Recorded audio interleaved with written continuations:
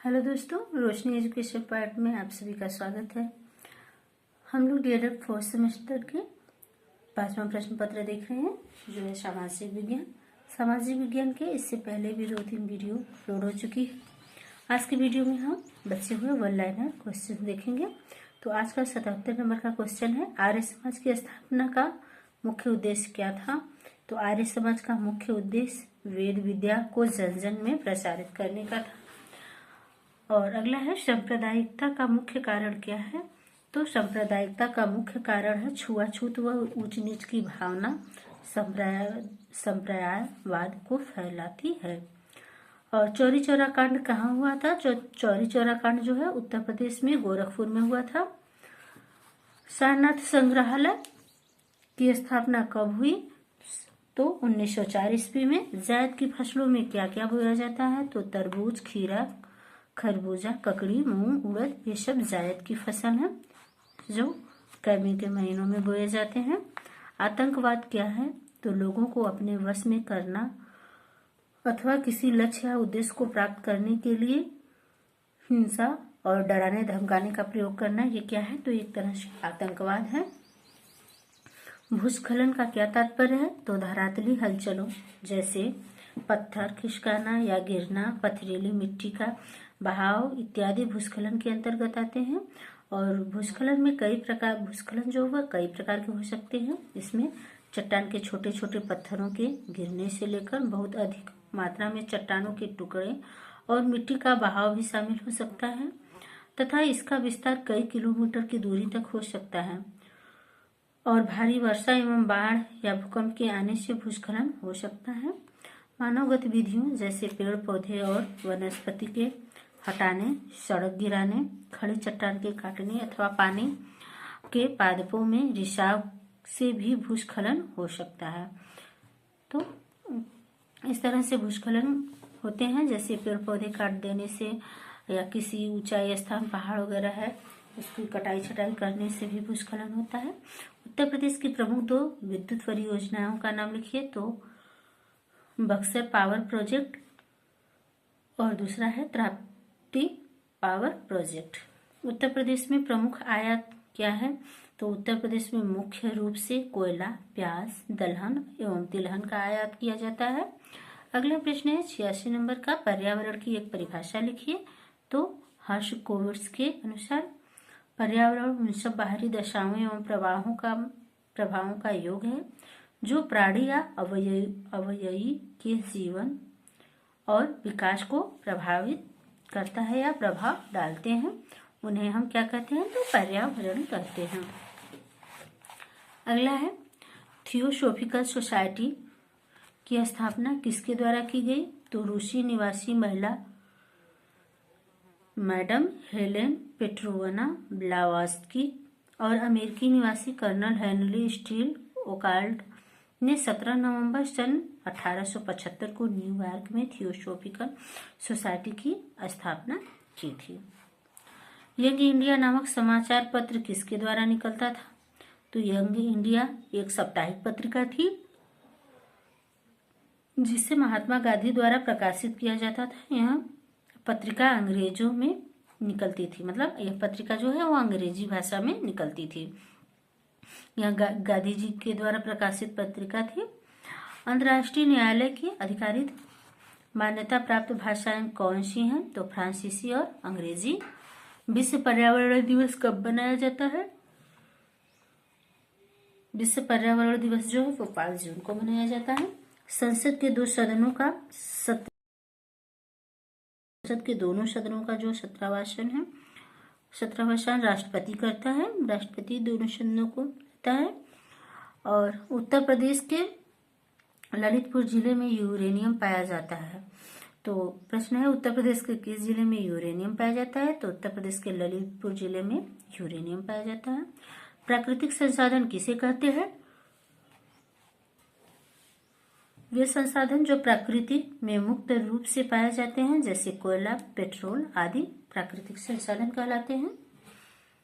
उत्तर प्रदेश के किस जनपद में बाढ़ परियोजना स्थित है। बाढ़ परियोजना का नाम लिखिए। तो रिहंद बांध है, ये उत्तर प्रदेश के सोनभद्र जिले में स्थित है। जैव विविधता किसे कहते हैं? तो किसी स्थान विशेष पर पाए जाने वाली विभिन्न जंतुओं और उनकी प्रजातियों की संख्या जैव विविधता कहलाती है। अगला है माल्थस का जनसंख्या सिद्धांत बताइए। तो जनसंख्या से आशय देश में उपलब्ध खाद्य सामग्री की तुलना में जनसंख्या के अधिक होने से है। यह माल्थस का जनसंख्या सिद्धांत है। समांतर माध्य ज्ञात करने का सूत्र लिखिए। तो A बराबर सिग्मा x/L, ये समांतर माध्य का सूत्र है। अगला प्रश्न है 1857 ईस्वी में स्वतंत्रता संग्राम के कारण बताइए। तो ईसाई धर्म का प्रचार, जातिवाद की उपेक्षा, चर्बी वाले करतूतों का प्रयोग, भेदभाव की नीति, कुटीर उद्योग धंधों का विनाश। अगला प्रश्न है रानी अवंतीबाई कौन थी? तो रानी अवंतीबाई रामगढ़ के शासक विक्रमादित्य की पत्नी थी, जिनकी मृत्यु के पश्चात अंग्रेजों ने उनका कोई उत्तराधिकारी न होने के कारण उन्हें रामगढ़ से हटा दिया था। श्रीमती एनी बेसेंट मूलतः कहाँ की निवासी थी? तो श्रीमती एनी बेसेंट जो थी वो मूलतः आयरलैंड की निवासी थी। अखिल भारतीय कांग्रेस की स्थापना कब हुई? इसकी स्थापना का श्रेय किसको दिया जाता है? तो अखिल भारतीय कांग्रेस की स्थापना 1885 ईस्वी को हुई थी। इसकी स्थापना का श्रेय A.O. होम को दिया जाता है। सविनय अवज्ञा आंदोलन के प्रमुख कार्यक्रम बताइए। तो 12 मार्च 1930 को नमक सत्याग्रह की शुरुआत हुई। 6 अप्रैल 1930 को नमक कानून तोड़ा गया।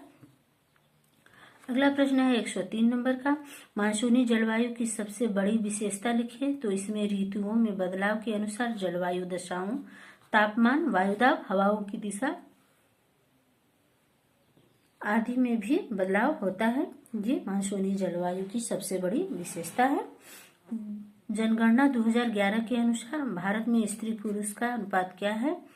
तो 2011 की जनगणना के अनुसार 943 संबंधी 1000, मतलब 943 महिला और 1000 पुरुष है। अगला है 105 नंबर का प्रश्न, 2011 की जनगणना के अनुसार भारत में जनसंख्या का घनत्व क्या है? तो 382 व्यक्ति प्रति वर्ग किलोमीटर यह जनसंख्या घनत्व है 2011 के अनुसार। 106 प्रश्न है, जनसंख्या की दृष्टि से विश्व में भारत का कौन सा स्थान है? तो प्रथम है। भारत में सर्वाधिक साक्षरता वाला राज्य कौन सा है? तो केरल है। निम्न राज्यों में से कौन जनसंख्या घनत्व किस राज्य में है? तो जो अरुणाचल प्रदेश है, यहाँ पर जनसंख्या घनत्व सबसे कम है। और भारत में ग्रामीण जनसंख्या का प्रतिशत क्या है? तो 68.8% ग्रामीण जनसंख्या है भारत में।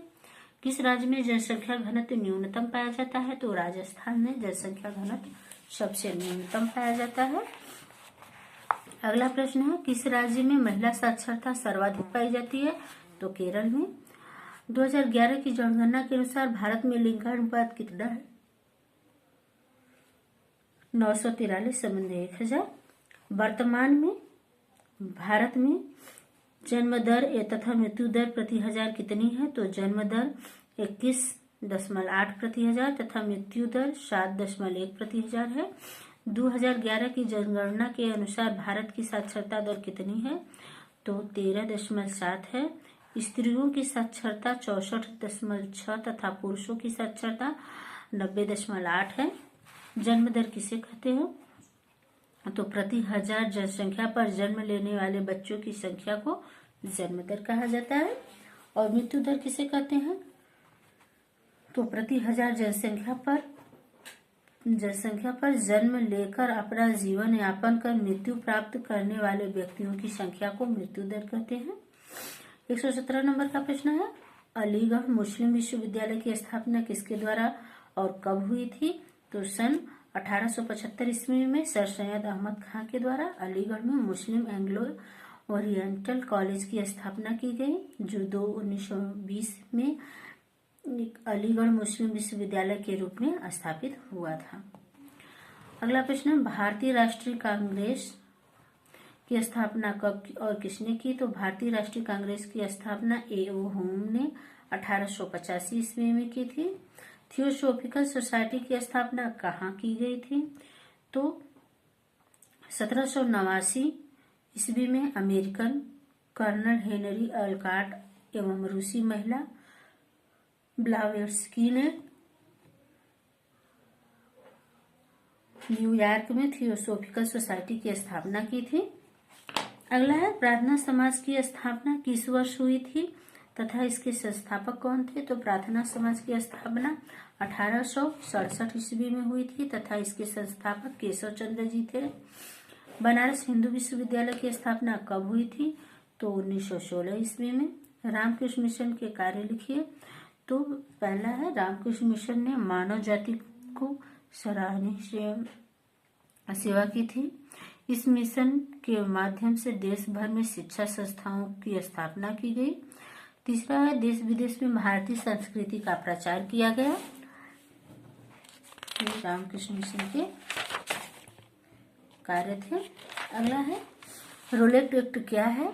तो रोलेट एक्ट ब्रिटिश संसद द्वारा पास किया गया एक कानून था।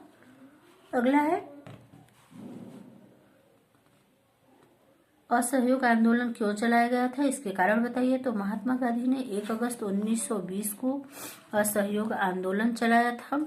इसके मुख्यतः 2 कारण थे। ब्रिटिश सरकार द्वारा लाए गए रोलेट एक्ट का विरोध करना और जलियांवाला बाग हत्याकांड का विरोध करना। अगला है साइमन कमीशन क्या था, उसका विरोध क्यों हुआ? तो 3 फरवरी 1928 ईस्वी में साइमन कमीशन भारत आया था और इसे व्हाइट मैन कमीशन भी कहा जाता है। यह कमीशन पूरी तरह अंग्रेजी कमीशन था। इसमें भारतीय सहमति नहीं थी, इसलिए इसे फलतः कांग्रेस ने प्रस्ताव पारित कर इसके विरोध का निर्णय किया और 30 अक्टूबर 1928 को लाहौर में साइमन आयोग के विरुद्ध प्रदर्शन करते हुए पुलिस की लाठी से लाला लाजपत राय घायल हो गए और बाद में उनकी मृत्यु हो गई। अगला है 1857 ईस्वी के स्वाधीनता संग्राम के 4 प्रमुख नेताओं के नाम लिखिए। तो वो नेताएं हैं, पहला है तात्या टोपे, नाना शाह, मंगल पांडे और बहादुर शाह जफर। मंगल पांडे कौन थे?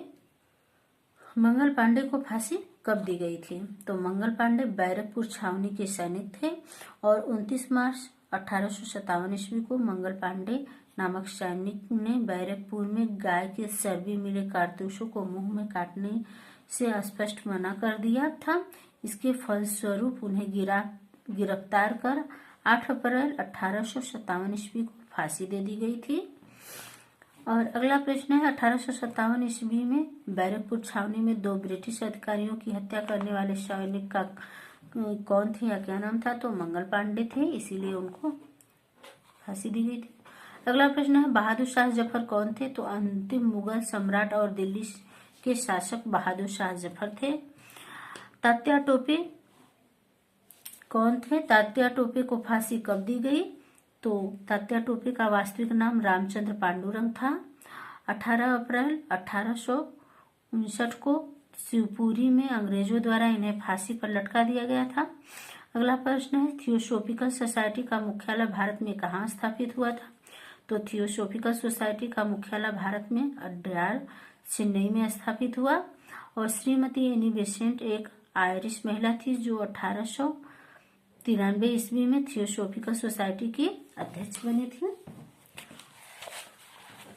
और 132 नंबर का प्रश्न है आर्य समाज के प्रमुख ग्रंथ का नाम लिखिए, इसकी रचना किसने की थी? तो आर्य समाज के प्रमुख ग्रंथ का नाम सत्यार्थ प्रकाश है, इसकी रचना स्वामी दयानंद सरस्वती ने की थी। उत्तर प्रदेश में सबसे न्यूनतम जनसंख्या घनत्व वाला जिला कौन सा है? तो उत्तर प्रदेश में सबसे न्यूनतम घनत्व वाला जिला ललितपुर है। दोस्तों आज के वीडियो में बस इतना ही। वन लाइनर क्वेश्चन अगली वीडियो में हम लोग लघु उत्तरीय प्रश्न देखेंगे। तो धन्यवाद।